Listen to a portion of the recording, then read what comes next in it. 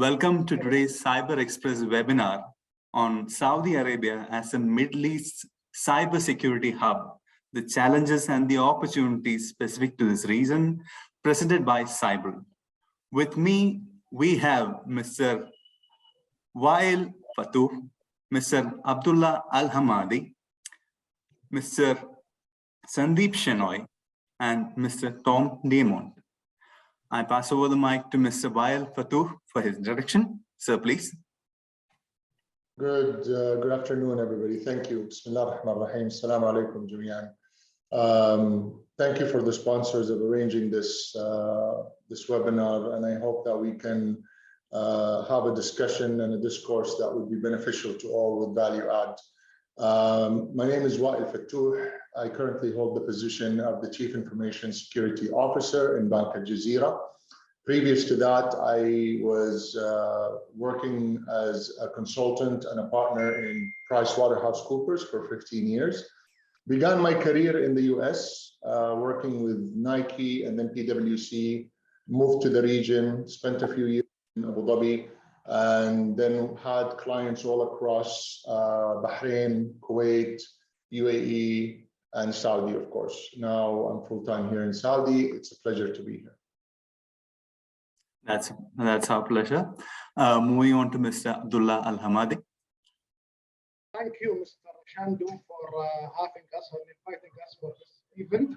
It's my pleasure to be with such expertise. Abdullah Al-Ahmadi here. I have joined 𝗘𝘀𝗀𝗏𝗏𝗃 3 years ago. I am managing both cybersecurity and business continuity, and adding recently to them the data governance, which is also including data privacy. Before that, I used to work in many banking in Saudi Arabia, which were largest bank in the region. Also, I used to work in some government sector from my experience. I have more than 10 years in cybersecurity field. Again, I would like to thank you to having us, and it's my pleasure. Our pleasure, Mr. Al-Hamadi. Please welcome Sandeep Shenoy. Hey, hi everyone, and thank you once again to the Cyber Express for arranging this hot topic, which is probably everyone's interested to know about in the region. My name is Sandeep Shenoy. I'm the Regional Director for Middle East, Turkey, Africa for Cyber. We are a cyber threat intelligence company, and our primary focus is to uncover cyber criminal activity across the surface, deep and dark web.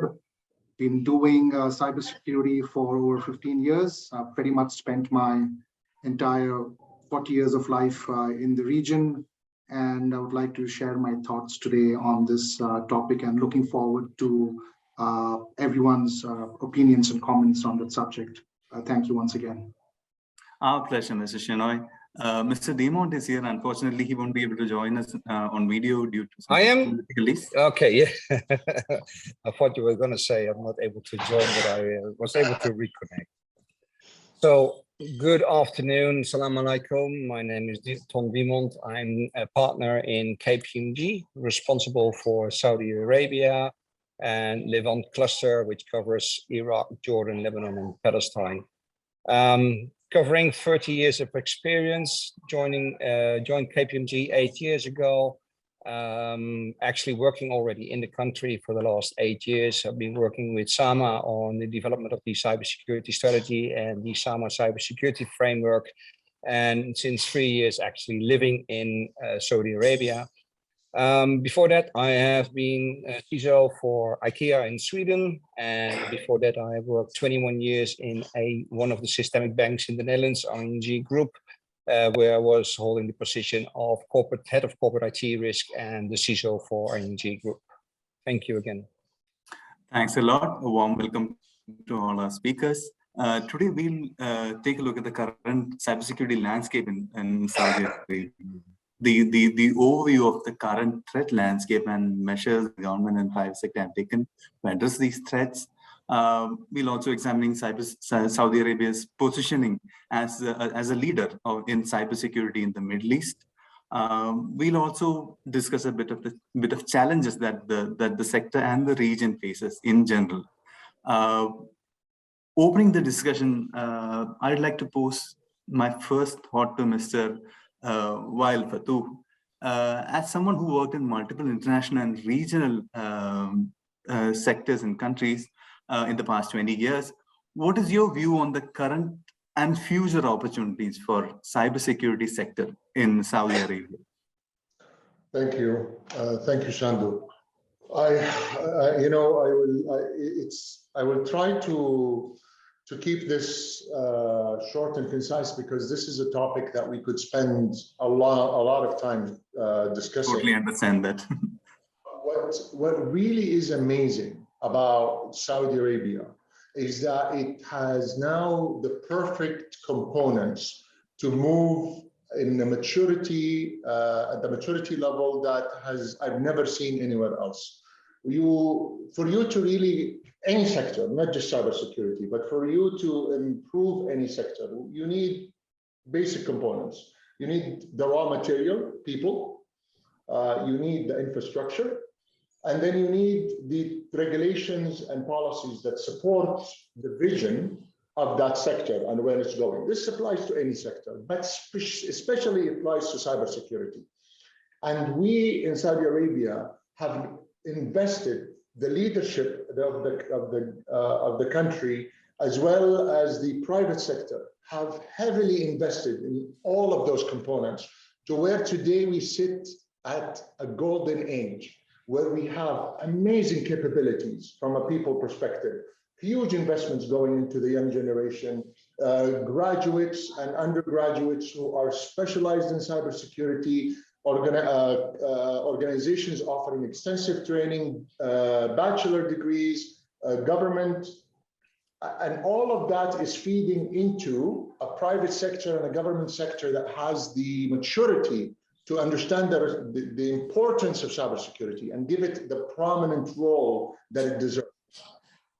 All of this is supported by great infrastructure that didn't come overnight. It came from a vision that the leadership have had and invested in over the last few years, and now we're seeing the benefit of it, and supported by regulations that are pushing for advancement into new technologies, artificial intelligence, open banking, Internet of Things, interconnectedness, data, the data science area, robotics. Everywhere you look, you see the edge of every technological advancement being looked at here in Saudi.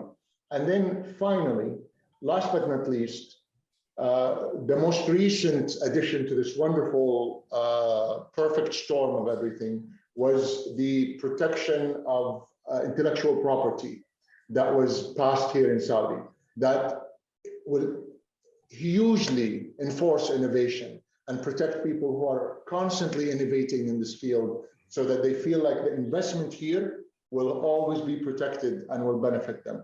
So honestly, Shandu, it's an exciting time to be here in Saudi for cybersecurity on every level. That's great to hear. I think Mr. Shenoy would have a valuable addition to this part, because cyber has been one of the recent entrants and one of the beneficiaries of the investment in the infrastructure and the facilities in Saudi. Mr. Shenoy, would you care to shed some light on how cyber's journey has been in the sector, and your insights on cybersecurity companies who want to set shop in Saudi? Absolutely. So Saudi has always been the #1 position in terms of the number of opportunities anybody can get in cybersecurity. But if you really look at, I mean, my personal experience over the last 12 to 15 years in the region, the amount of interest which has come out of Saudi, I mean, you'd see a lot of local talent right now coming out of from Saudi. Just for instance, a couple of months back, we had the Black Hat conference, and a lot of students came in for the conference, and I was surprised to know a lot of them did choose cybersecurity as a specialization. And they were not talking about firewalls and antiviruses. They were talking about artificial intelligence and analytics. And I was a little surprised, because at 22, I was speaking firewalls and antiviruses. So the education is there, the influence is there, and the investments is there. And of course, you need a great vision, as what Wael mentioned. This doesn't happen overnight. And the amount of local citizens who have chosen cybersecurity as a profession has immensely, I think, gone probably in about 20x over the last 10 years. So because of which, and the challenges again are quite different in terms of cyber threat intelligence in the region. Gone the days where you're looking at data from the West or from the East and trying to correlate that. You really need to have, like for instance, in our space of work, a very collaborative approach, and data from the region itself. We need to really find out the attacks which are targeting the region. And we've done something quite different. We have doubled our investments in Saudi over the last 6 months. For 2023, again, we're doubling last year's investments. This would include a center of excellence. We're having intelligence analysts who are looking at data pertaining to the Middle East, looking at the geopolitical situation. So it's very interesting times, and we've been backed up by a lot of Saudi-based cybersecurity companies as well in our journey. Exactly. So I personally have been watching threat intelligence in this region, and it was surprising to see, ransom notes being written in Arabic. That shows the kind of money that flows through the economy. Speaking of which, every successful sector development has to be backed by a strong banking sector, which is secure and definitely cyber secure. Mr. Abdullah Al-Hamadi, as chairman of cybersecurity and BCM committee for Saudi financial sector, what are the specific challenges that the banking sector faces in this region, specific cyber challenges that the banking sector faces in the region, according to you? Mr. Al-Hamadi, I think you're in mute. Let me start and continue what Mr. Wael mentioned here. Actually, we are not talking about only the challenge on the banking industry. Let's talk about the challenge on the cybersecurity in all industry in the regions. I'm not saying that we are lucky in Saudi Arabia, because due to the hard work and the heavy investment and extensive knowledge that have been done due to the great teaching through schools, through different programs, this have been developed the skills of cybersecurity expertise in the region. So if we want to talk about the most challenge in cybersecurity for any country in the region, we can divide it to four domains. We talk about people, we talk about process, we talk about solution, and finally we talk about the budget that cover all domains. If you talk about people, if there is a skills gap and staffing issue, you will not performing a best practice of cybersecurity. If you have lack of awareness in the organization or the corporate, you will face a phishing or any attempt that lead to compromise the asset. If you talk about the process, if there are any lack of any kind of a process, such as incident response, vulnerability management process, if we talk about change management process, this also will lead to such a cybersecurity violation that will be lead to cybersecurity risk that will be also lead to affect the business. If you talk about the third one, which is the solution, if there is a gap in implementing such solution, you will be affected. If there is no budget can take care about all those domains, also you will be failed. What happened in Saudi Arabia, comparing with the region, since a few years ago, we talk about 5 to 7 years ago, we have started with vision. This vision lead to establish a cybersecurity entity that regulated the cybersecurity in all industry in Saudi Arabia, including the banking sector, including other entities, telecom, including oil and gas.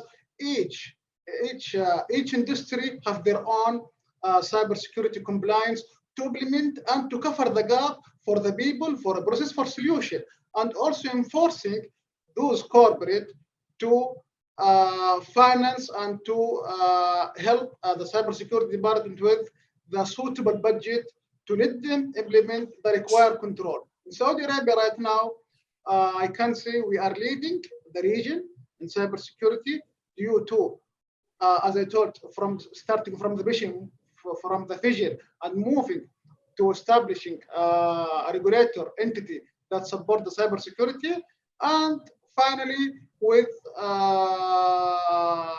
the all support from the both private sector and government sector to implement the required security controls. As you see, there is a great movement in the previous years in cybersecurity in Saudi Arabia that's lead to address all the challenges we are facing in cybersecurity. Exactly, and that is actually bearing fruits, if I may say, because on the one hand, Saudi Arabia is hosting excellent educational institutions who's giving world-class training in Saudi Arabia, and on the other hand, it is attracting talent from across the world to the sector. Mr. Dsmond is an example, actually. So along with the positive attention, Mr. Dsmond, it also invariably attracts negative attention also, because cyber attacks in Middle East has peaked since the pandemic, and it has been reported that the rising threats and the growing number of government mandates have formed many organizations in Saudi Arabia to look for outside help to meet the immediate threats. How do you assess the homegrown cyber capabilities of the region? Thank you for this question, Shamdul. I think and I agree with the previous speakers like Wael and Abdullah and Ali, that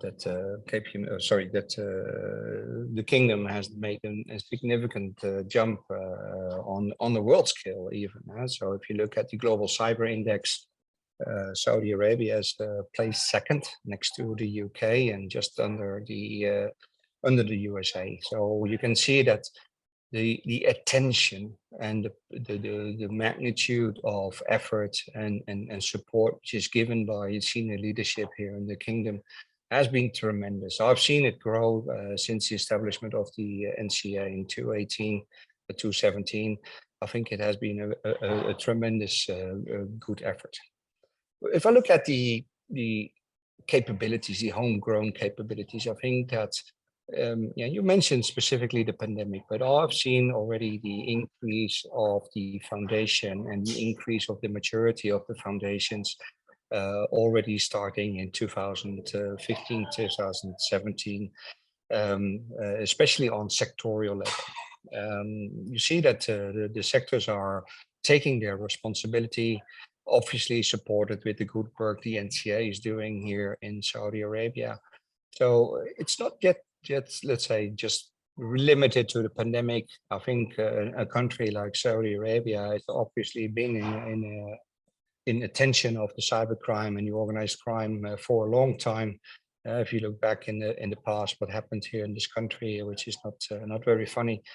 But I think that this also leading to, let's say, not only the companies like I'm working for, KPMG and other companies who are supporting them, even we bring people from the outside, like you said. Okay, I'm Dutch from origin, helping here with my extensive expertise, but I have more than 40 years working in this environment.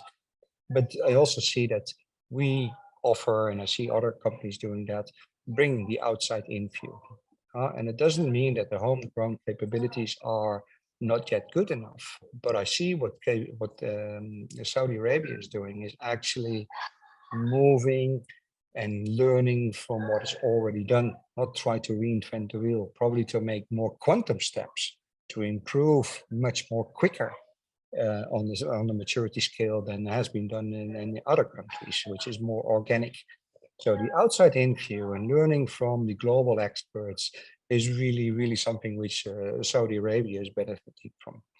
If you look at the NCA, I think there's still additional, listen, everything good can always be better, in my opinion. So what I would like to see more is even more interaction of national interdependencies between the different sectors. So take an example, if you look at the work being done in the financial sector, in the telecom sector, and also in the energy sector. Now, imagine you have no power, you have no telecom, you have no banking. And if you have no telecom, you don't have banking, and most likely you would have a big problem with your electricity as well. So these interdependencies are a very key element for the kingdom, which I think that the country should be focusing on. Each sector nowadays take the responsibilities. Next to that, the private sector, what I really like is that you see more and more companies being established in niche markets, but it's very specialistic. And I think that's a great effort.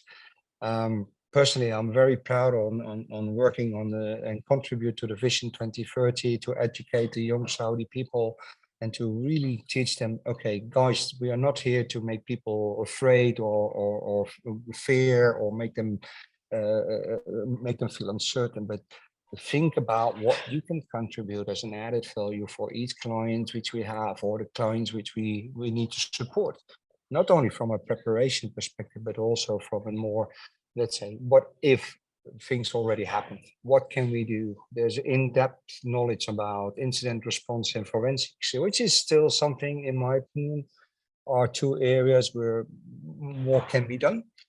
But I see a very good trend going forward both on private as well as in the public area. So I think a big chapeau for the kingdom. And I hope to further contribute to this success as well. Thank you, Mr. Demon. That was, I may interject just really quick. Something Ton said kind of resonated with me when the thing about taking quantum steps. This is really one of the key observations that anybody looking at the cyber sector in Saudi would make, because if you look at the time frame in which the maturity occurred in Europe and in the US, even in Asia, you would see that they have done so on a much easier scale, right? It took some time to get to that maturity. In Arabic, there's 𝗪𝗲𝗹𝗵𝗢, necessity is the mother of all inventions. I think that in this case, it's necessity is the mother of this invention, because Saudi Arabia quickly became a focal point for a lot of cyber attacks. And we had to step up our maturity in understanding those attacks and defending against those attacks and recovering from those attacks. And this is not from a geopolitical perspective, but also from an economical perspective. There's a lot of money moving around in here, which makes us an attractive target to organized crime groups who make money off of this, right? We had to grow up very quickly because we became a very focal target. And the side benefit to growing up very quickly is not only you're able to defend yourself, but now we're actually seeing the benefit, the economical turnaround and benefit to having a mature security sector in Saudi. So absolutely, Ton, I agree with you on the points you raised. We did take quantum steps and we continue to do so. And it's a wonderful thing to see. So on that point, I'd like to raise one contentious issue that has been going across the world. Data is kind of the oil in the sector. And, the bad guys who we call, they don't go by the rules. They steal and publish data as they please. But the defenders, the good guys, the cybersecurity companies, as well as the government, are bound by certain restrictions when it comes to access of data. You have to mind the privacy, you have to mind the regulations. So what are the key steps that the government has taken to ease the use of data in combating, like the access to threat intelligence, the publishing and the timely alert, steps like that? What are the major developments that have happened in Saudi recently? Mr. Fatou, I think you can. I wasn't sure if the question was for me or for the panel. Okay. I think you can shed some light on that. Look, data is the new oil, and what I have to spend a lot of time explaining to people is that you don't get hacked simply by knowing something happened. Your network doesn't shut down. People who really are good at hacking, people who are really good at what they do, they come into your network, they sit there, and they keep milking it for all they can without you ever knowing that they're there.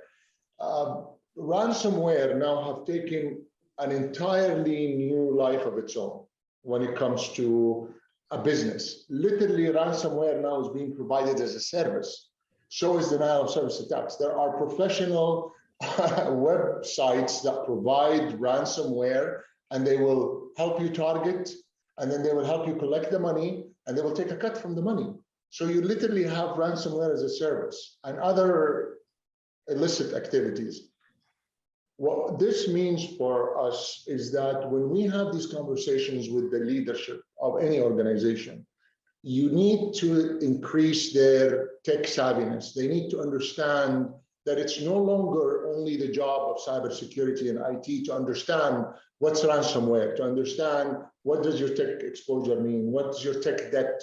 Upgrading that legacy system is no longer an issue of convenience. It's a necessity. It's a necessity that your board understands technology and what you're saying. It's a necessity that your employees understand what security means, because if you look at the airline industry, in the airline industry, they don't look at security as the job of the people at the door. Everybody takes security seriously in the airline industry, right? Well, this is where we're heading in cybersecurity. We need to reach a cultural perspective where cybersecurity is not the responsibility of the cybersecurity department. It's everyone's responsibility. Security must not be sitting on top or under of something. Security needs to be integrated into every step of your business process. Totally I fully agree with Wadil. Fully agree with Wadil, and I would like to add to here. You talk about data as the new oil. Definitely, I think we all agree upon that. But I think what is more and more important is more the operational resilience or the cyber resilience, where we not only talk about IT related, but also in the manufacturing on the in these type of sectors. So that this is absolutely very key. Being just a topic for the CISO, it cannot be. And I think that while you addresses it very correctly, it should be everybody's responsibility. But it's the CISO's task, and still some CISOs are very technical people, but they need to learn to become more business driven and risk management driven people. So they need to speak the language of the senior management, the executive management, to really convince them. Listen, what potentially could happen would have an impact on your business. It's not an IT problem. It's not an IT security problem. It's not the CISO's problem. It's a joint problem. And just dealing with that, creating that type of board awareness is really, really, really important. Even if you look to the let's say the financial sector or other sectors, you have operational risk departments or enterprise risk departments. Cybersecurity, look at the outcome of the World Economic Forum. Cyber again is in the top 10. It will stay in the top 10, and it will remain in the top 10 for a long time, because this is the new world. Look at the things and when we talk about data, look at the new digital economy, for example, metaverse. People really underestimate what metaverse will be in the next 3-4 years. Look at the capabilities of ChatGPT. Perpetrators, bad people really use ChatGPT at this very moment to write malware, and it's damn good, I can tell you. So these are the scary parts which we need to be keeping up with. So keeping ourselves developing, but also educating organizations internally and externally is an absolute must. I'd like to hark back to one point that you discussed, Mr. Damon. Globally, CISOs have had a tough time fighting the border governances things are changing in the West, especially after the pandemic, but it also is heavily influenced by the the prevailing organizational culture and many nuances of region as well. Mr. Al-Hamadi, you have seen the technical aspect as well as the government and business aspects of cybersecurity. How do you rate the openness of board of governances in Saudi businesses in general?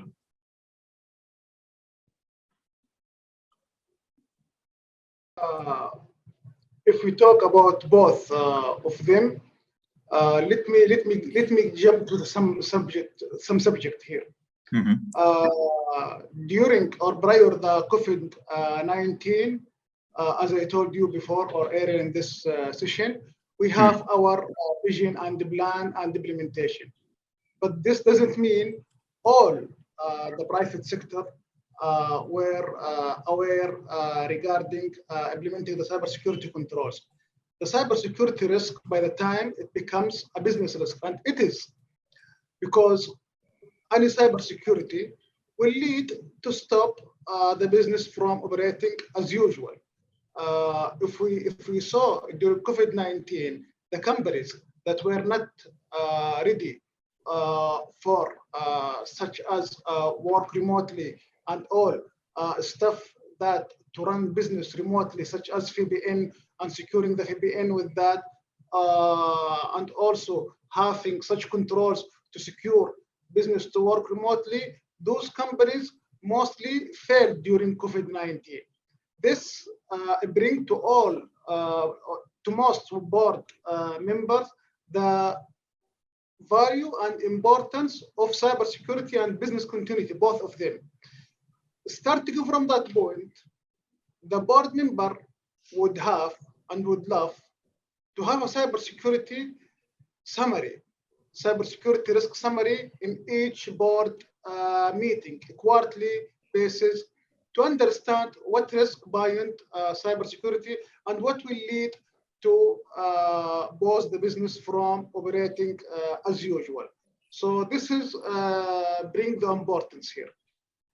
Exactly. I think both the flow of intelligence as well as effective communication between the CISOs and the board plays here.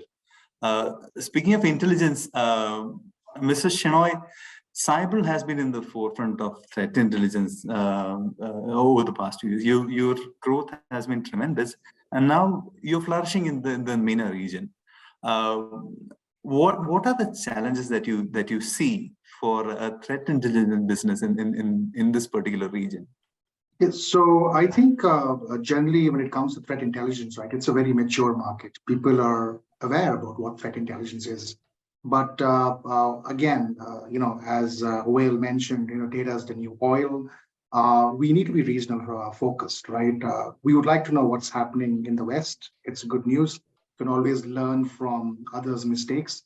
But then when you're talking about targeted threat intelligence, you need to really understand what are those parameters which you can gauge on, especially from a Middle East focused intelligence approach, right? The challenges are different here. The attack vectors could be different. The threat actors' motives could also be different. They could be targeting just the Middle East. And of course, the Middle East and Saudi, the UAE, Qatar, who hosted the FIFA recently, we are all the talk of the town, right? So everyone wants to come to this region because there's a lot of money. So threat actors are also targeting a lot of entities because they know that these guys are probably going to pay the ransom. Like as you had mentioned earlier, ransomware notes are coming in Arabic. Why they want to make it easier for the victim to understand the gravity of the situation, right? So what we've done quite uniquely is, we've focused on this center of excellence, which focus on Middle East focused intelligence. Now, the benefit of this is that while you're getting everything, what's happening internationally, you're getting information about what's happening in the region as well. And what has happened in the peers in the network, what has happened in different verticals. So that has given us an edge, and that resonates with a lot of our existing customers. But having said that, it's not always a one-man show. A lot of entities have helped us. The government in the kingdom have come up with some really interesting guidelines. I think Wael and Abdullah and Don would agree. There's a guideline from SAMA. There is a guideline from the NCA, which has assisted a lot of entities to really onboard on the cybersecurity journey. Now, probably the mature entities have been doing this over the last 10 years, but statistically, there are a lot of startups coming out of the kingdom, right? I think the last statistics was, I think it's going to cross over 300 startups. Now, these guys aren't the business of cybersecurity. They are in the business of building a product, but they really need a roadmap to comply. And, these governing bodies have come up with these frameworks to make it a little easier for them to understand of how to better ensure that the business is running appropriately. And as Abdullah mentioned, whenever you go into a board meeting, rather than going blindfolded about cybersecurity, at least you have a framework to show that, these are the points which we have complied upon from, let's say, an NCA framework or a CITC framework or a SAMA framework. So I think being more regional focused is the key takeaway for me. Speaking of regional focus, what are the top cyber threats that you have witnessed in the region? Well, I guess Don would agree. I mean, like, everyone would agree. Everyone comes from an end user background. Now, Wael told some time back that it really makes sense. It's everyone's responsibility. Abdullah mentioned that people are one of the 4 domains. Don mentioned again about resources. So you can buy every arsenal, every cybersecurity solution out there, including us. But end of the day, it's the user who needs to be trained.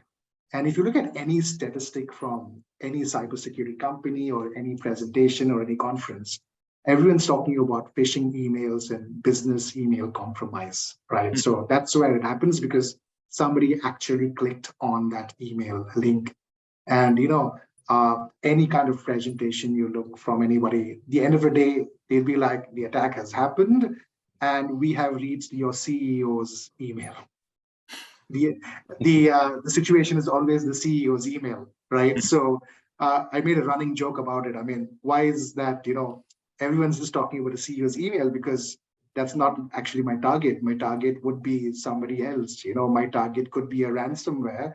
My target is not somebody's email. The email is the point to get inside the company. And then my motives is probably to defame the customer by doing an attack. Or if it's a ransom, the reason why it's called a ransomware is because I'm financially motivated. I really want to collect that money. So I would say business email compromise is probably the most important statistics, in my humble opinion. But I think Wael, Abdullah, and Don come from vivid backgrounds. They may have a better set of examples in this case. Yeah, totally agree on that part, because defense is a continuous effort, and you have to win all the time, but the attackers have to win only once, right? No, I agree with Sandeep fully. It's people. End of the day, if you go back 5 years, if you go back 10 years, if you go back to pre-technology, it's always been people. They're the biggest security issue, and they continue to be. And I think we're going to have people being the biggest security issue as we go forward, which is why it's important that you look at security as a cultural issue. How is the culture of security is in your organization, and how well aware are people of your security exposure and the responsibility they have against that exposure? That's really a key point. I'd like to conclude that with the counterpoint. People are actually the strength of the industry as well. Your cyber defense, your cyber capabilities, and the investment, it comes to fruition when you have good people in your hand. Absolutely. So that was, thank you for that excellent discussion. Now the forum is open for question and answers. Our viewers who have logged in, they can type their questions on the chat. Time permitting, we'll address as many as possible. I think we have our first question here by Al-Zaidin. My question is that do you feel privacy regulations have been somehow delayed comparing to other cyber regulations? This is open to our panelists. Okay. Let me take that, Shandu. Okay. I think coming from Europe, being involved in privacy already for the last 15 years, I think, yes, for the kingdom, I felt it has been delayed.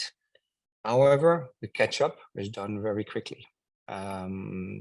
But they could have done it a bit easier. They have seen the implementation of the GDPR in Europe and the effect of the many regulations in the US. Nonetheless, I think the movement is good. I still remember the first time I arrived in Saudi Arabia and we were talking to someone about privacy in this country, and they said, listen, in this country, there's no privacy. I think there's a misalignment here. Of course, there's privacy, and I think it's very good that the country is stepping up on this, and both this, the NCA as well as the NDMO or SDIA have picked this up quite well. It is, however, not very easy topic, the privacy of the data.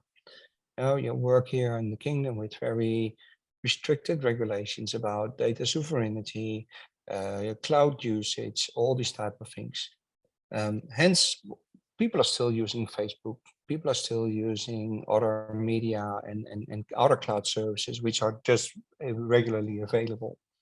So privacy is always a thing which will remain, and it will never disappear. I think, and like I said before, looking at the whole new digital economy of metaverse, which will happen, all the avatars which now being popping up again, I think privacy becomes even a more important topic going forward. And it's important that the regulations are being implemented and enforced, but also let's not forget that this is probably the most difficult topic which we all need to cover and need to Exactly.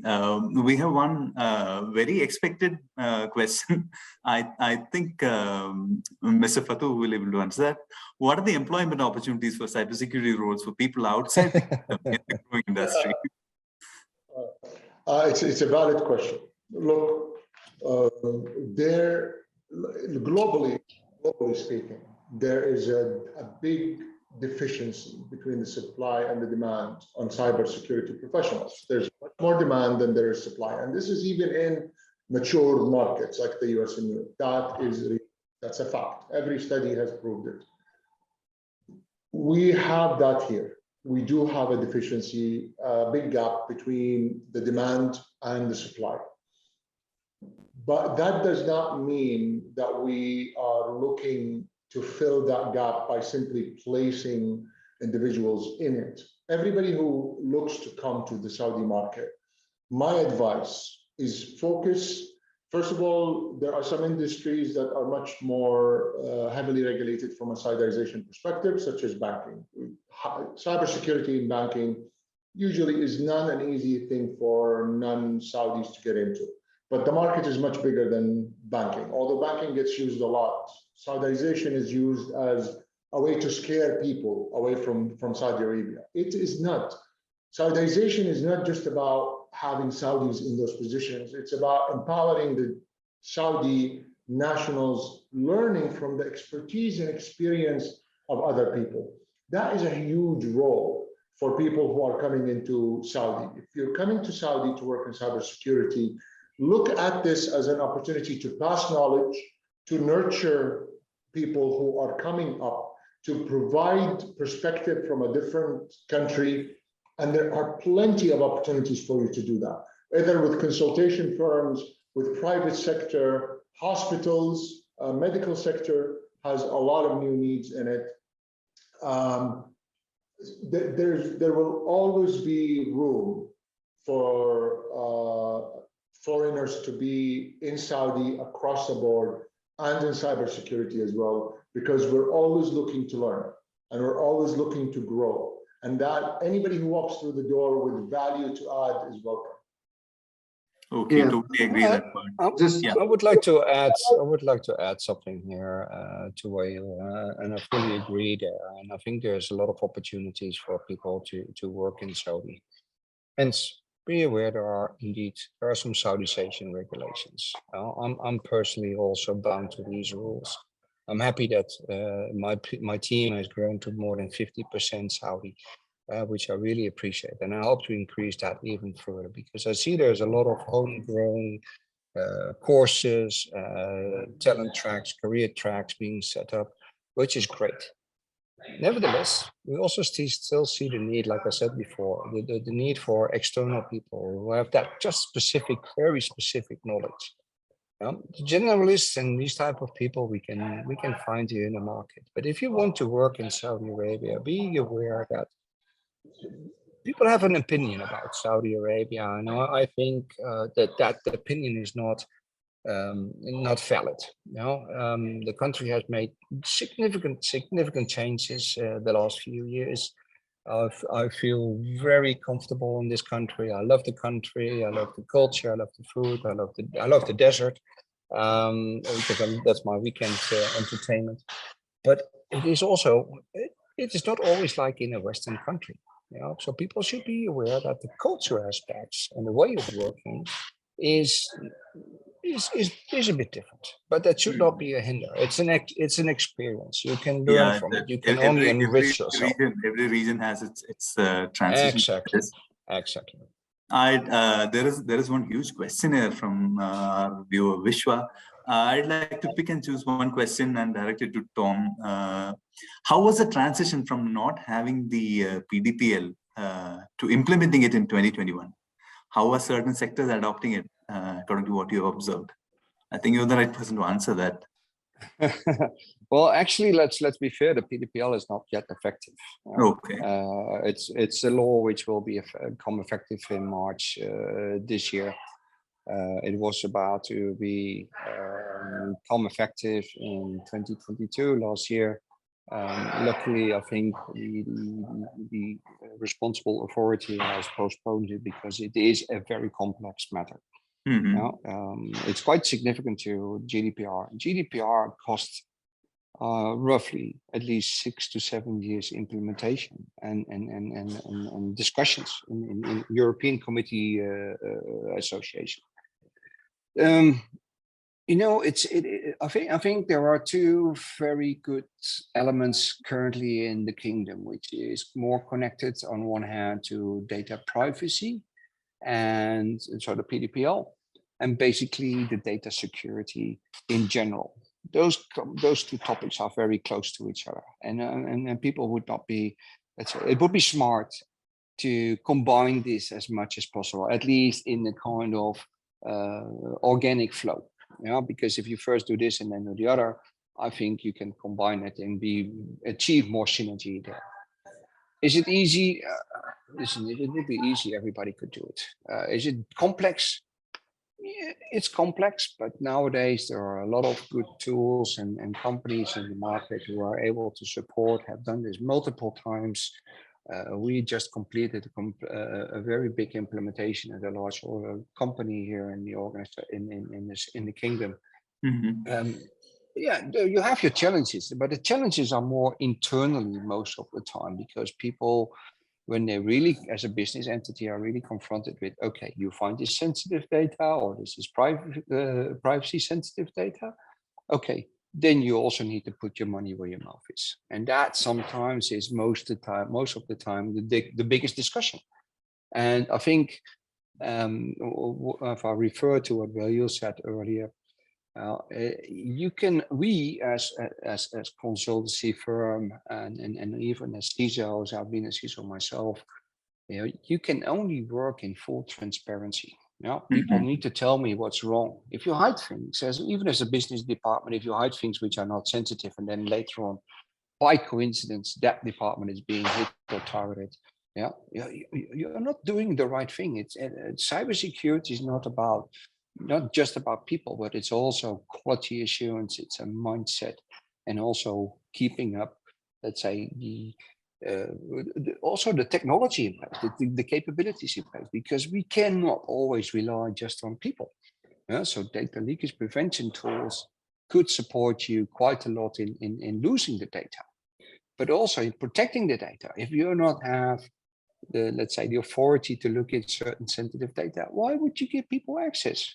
I think here's where I think the near future of zero trust architecture and zero trust implementations will become very important and significant.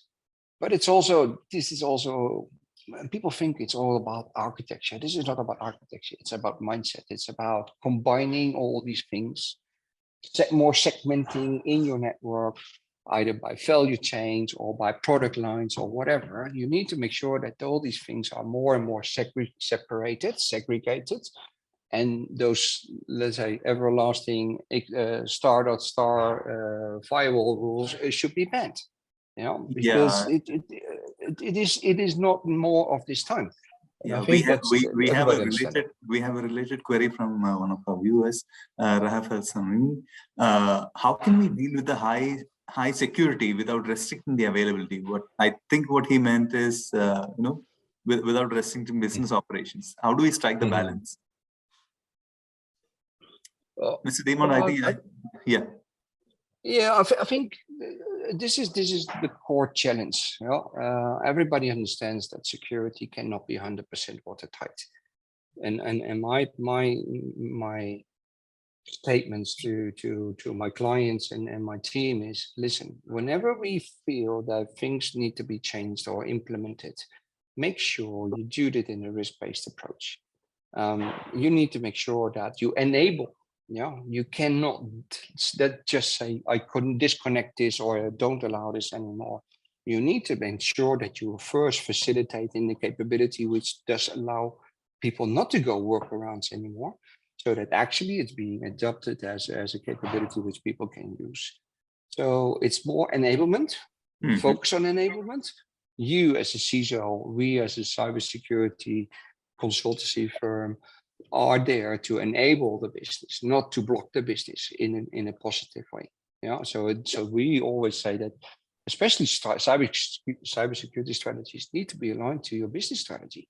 If your business says we want to go into the cloud, and you say, well, we cannot go into the cloud, this is not helping. You need to support that transition.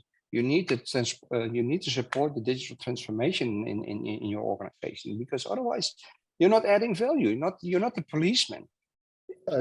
Yes, to a certain effect, you are the let's say, the trusted advisor. And this is what you need to enable. Exactly. I fully agree with Ton on this. And if I may add, from being on both sides, I've sat on the consultant side that offers advice, and I've sat in the side where I have to do what's being given as a recommendation, and then have to deal with the business as well. It's not what you say, it's how you say it. Really, this is what it comes down to. Okay, you're being offered with an option that is not acceptable to you from a security perspective. Understand the business need that solution, because they're not coming to you for specifically that solution. It's just that solution was how they saw is the biggest way to achieve the business goal. Discuss what the business goal is. Take the time to understand your business. Then work with them. You don't need to have this. You don't need to have the answer. Just explain that you're working with them to get an answer where you're going to do what they want, but do it in a safe way. That there needs to be a balance between security and between enablement. And the biggest thing you should avoid, and this is advice across the board, don't go for short-term, quick solutions. Band-aids are not a good option, even though they might immediately seem like the right way to finish a meeting or get out of a difficult situation. But trust me, they will come back to haunt you. Because when you start taking shortcuts with security, you'll find yourself with compound problems. A problem that you could have resolved with a little bit more time, now is going to take a lot more time because of multiple short-term solutions that were put in place. Exactly. I agree with Mr. Wael and Mr. Ton, but if we talk about availability here, one of the pillars of cybersecurity is ensuring full availability.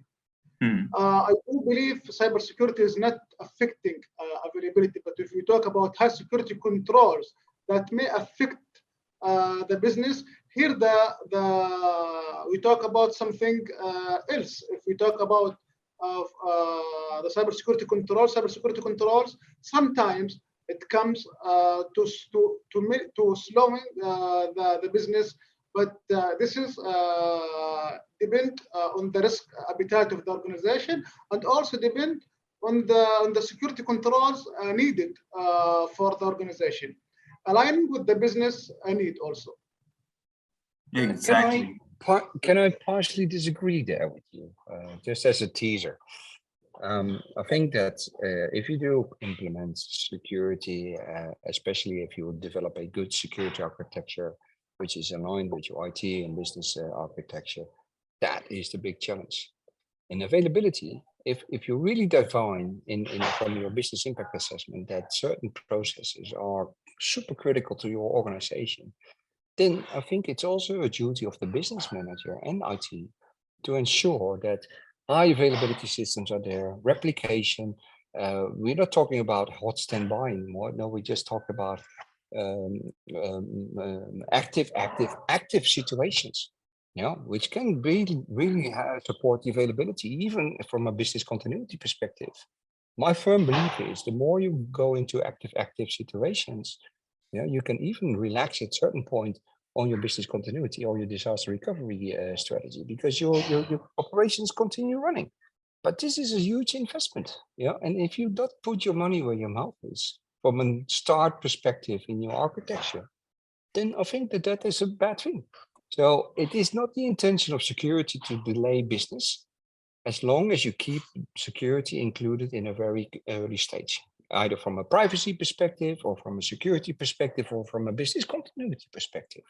But all these elements, if you take that as from the start, we call it all, and we know it already for a long time, secure by design.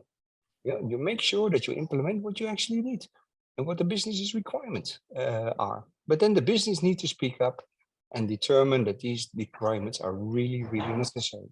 And then it's a task for us as consultants or as CISOs to ensure that it is implemented. And also, Tom, to translate it correctly. See, a lot of times the business would ask for something, the translation is different when you look at it from our technical perspective, right? Taking the time to understand the translation of what the business really is asking for, that's important if you're going to get the right answer. Absolutely.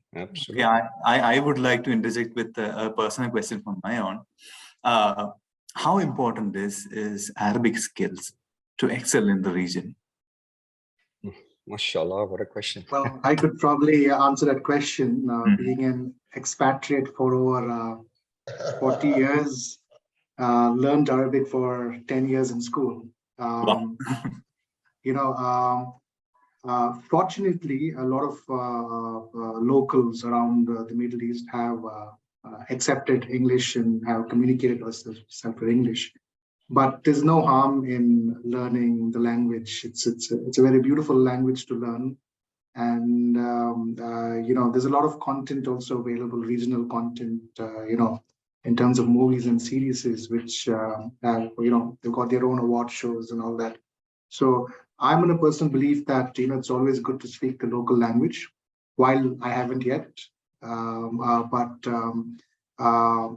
a business perspective, all of us speak English. We're doing the webinar in English as well. Most cybersecurity conversations also happen in English. But I was told that a lot of cybersecurity awareness, especially happening in companies, the content is now gearing up towards Arabic, because there are a lot of native Arabic speakers who need to understand the messaging, right? So a lot of e-learning companies and cybersecurity awareness companies have created content specifically in Arabic to ensure that the end user understands the message in Arabic. So you can survive without Arabic. So Wael and Abdullah would thought, what's their opinion about that? So you can survive without Arabic, but I'm also on this part that, we should start speaking Arabic. We don't want to survive. We want to thrive in Saudi Arabia. Try. Yeah. I agree. Let me offer just a quick way for you to think about this, and this is for everybody listening, because we had a lot of questions about foreigners and expats working in cybersecurity sector in Saudi. If cybersecurity was only about the cybersecurity department, you could run everything in English. You're Exactly. English speakers, and there will be a problem because as security professionals, we're used to speaking in English. It's our primary language of education and communication. But security is not just about the cybersecurity department, which is what we have already referred to before. So the most effective team is not all Arabic speakers and not all English speakers. I think you need to have a good combination and understand where you step in your Arabic speakers to help bridge the gap in understanding when you go from English technical language to business language. There's going to already be a struggle there. For you to go from English to business to Arabic, that would make things a little bit easier in delivering that message. So do the Arabic with the business. You can do the English with the tech team, and we should be okay. Totally agree. I fully concur with that. And, Listen, Abdullah also had a lot of experience in the government sector, and I think he'd be able to offer a perspective on that as well. Oh, yes, please. I agree with you. I remember when I used to work maybe more than 8 years ago in government sector, the first challenge was to translate the cybersecurity language to business language, to let them understand what is the cybersecurity risk. No one from non-business department will understand the cybersecurity language. They will not aware about the vulnerability names or aware about also any risk name. So that means we have to make an effort to translate to the business, and this is one of the CISO rule, to translate to the non-cybersecurity and business department what is the risk in their language. Absolutely. Totally agree. I think we can wind up our discussion with a beautiful consensus on that part. Thank you, panelists, for that wonderful,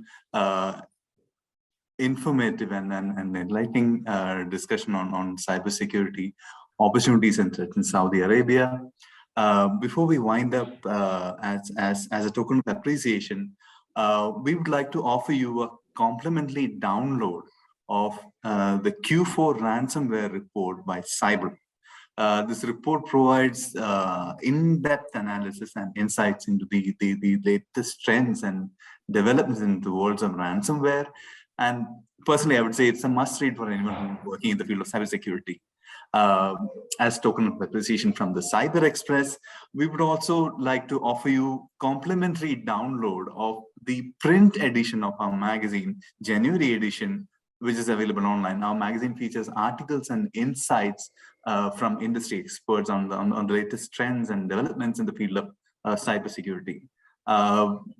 You can access the magazine from our website or use the QR code in the